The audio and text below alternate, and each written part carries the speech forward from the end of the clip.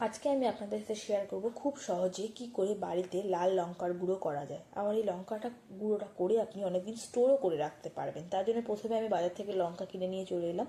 লঙ্কা কিনে ভালো করে আমি 2-3 দিন রোদ দিয়ে নেব।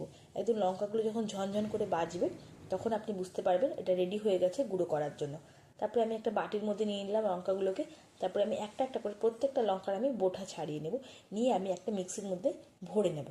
মিক্সিটা চালানোর সময় আপনাকে খেয়াল রাখতে হবে মিক্সিটা যেন কখনোই বেশি গরম না হয়ে যায়। বেশি গরম হয়ে গেলে সেটাকে দলা ধরে যাবে, ভিতরে যে লঙ্কার গুঁড়োগুলো থাকবে সেগুলো দলা ধরে যাবে, তাহলে ভালো হবে না। তার জন্য মাঝে মাঝে আপনাকে মিক্সিটা খুলে দেখতে হবে।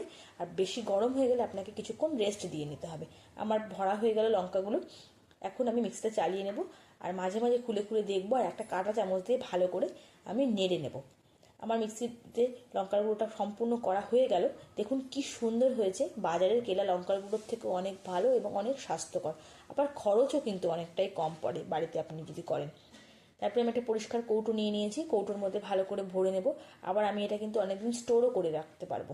ফ্রিজে যদি রাখা হয় তাহলে আরও অনেক দিন যায় লঙ্কার গুঁড়োগুলো। 6 মাস তো আপনি পারবেনই ফ্রিজের মধ্যে স্টোর করে রাখতে। আজকে তাহলে ভিডিওটা এখানেই শেষ করছি। আজ তাহলে চলি, টাটা।